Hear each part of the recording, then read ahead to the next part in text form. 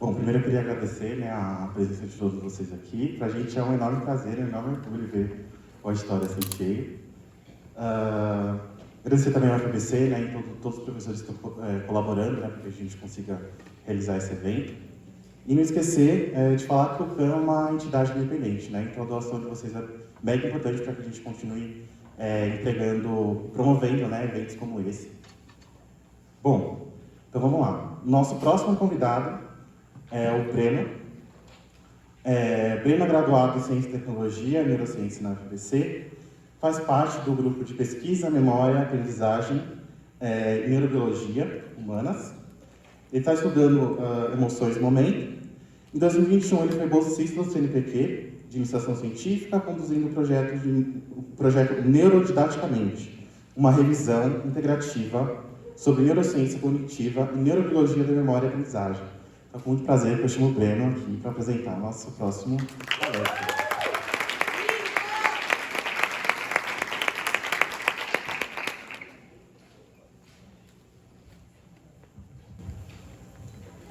Boa tarde, gente. Para tirar o estresse e o nervosismo, eu vou começar fazendo aqui um datapoco com vocês, só para ter uma noção do que a gente vai apresentar aqui. Quem é ingressante? Agora eu vou perguntar um pouquinho de técnicas de estudo. Quem aqui estuda relendo o material que eu estou na sala de aula? Quem estuda fazendo resumo do conteúdo? Quando dá tempo. Quem estuda fazendo autoexplicação, pessoal?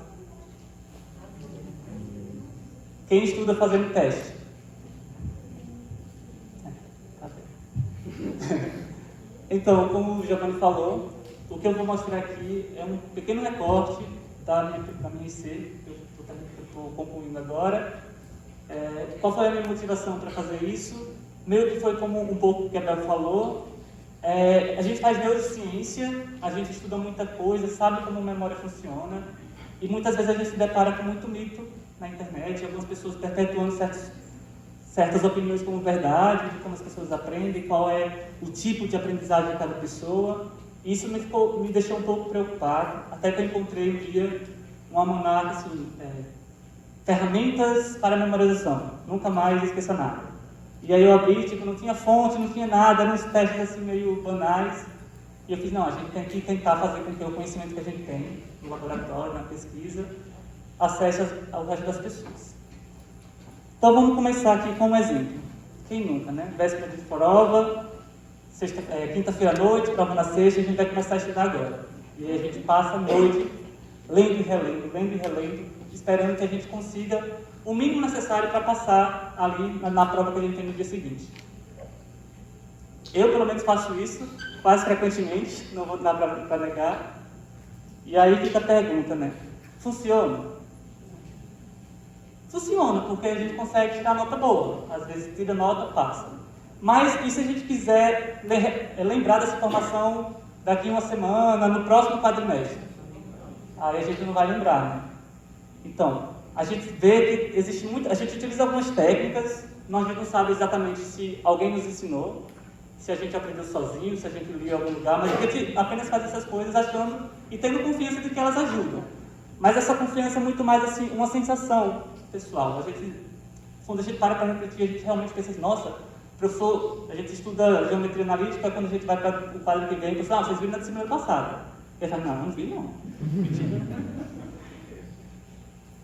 Então, imagine se a gente tivesse à nossa disposição um monte de técnicas simples que todo mundo pode pregar e a gente percebesse que muitos professores não conhecem, não passam isso para os seus alunos e muitas vezes a gente tem esse conhecimento à disposição, mas a gente não usa, ou pior, até utiliza ferramentas técnicas que nos fazem ir mal no longo prazo de aprendizagem.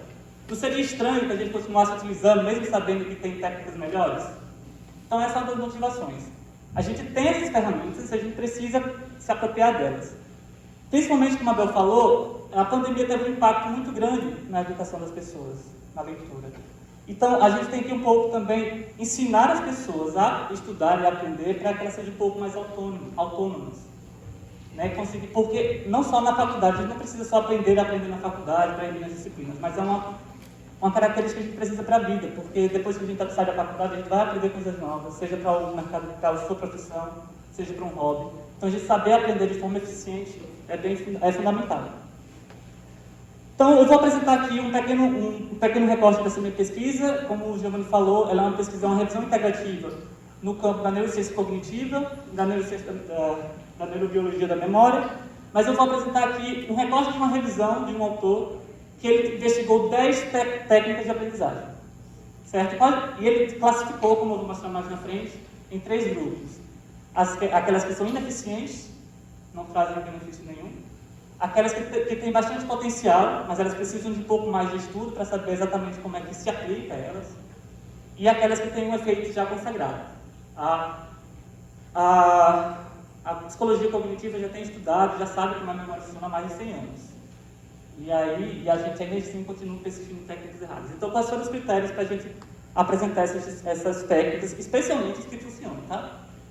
É justamente que elas funcionam para qualquer idade, elas também são eficazes para qualquer ou a maioria dos campos do conhecimento, então matemática, física, biologia, português, e também ela ser capaz de ter maior rendimento. Porque, por exemplo, você estudando a noite toda, na véspera da prova, você vai conseguir aquele momento, mas é muito oneroso, você perde uma noite de sono, que prejudica a sua memória no futuro. Então tem que ser uma técnica que seja melhor o nosso rendimento. A gente não fique tão cansado, a gente consiga lembrar mais no longo prazo. Opa. Então, como eu falei, eu vou apresentar aqui 3 grupos. A primeira são as consideradas menos eficientes.